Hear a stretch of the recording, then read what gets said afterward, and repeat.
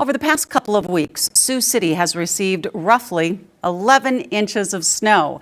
As a result, towing companies, of course, been receiving a lot of calls from folks who need help. According to Stockton Towing, last weekend, they got about 150 calls from people all throughout Siouxland, ranging from needing their batteries jumped to getting their vehicles taken out of the ditch. Stockton Towing's dispatch manager is reminding Siouxlanders, if you see a tow truck, make sure you slow down.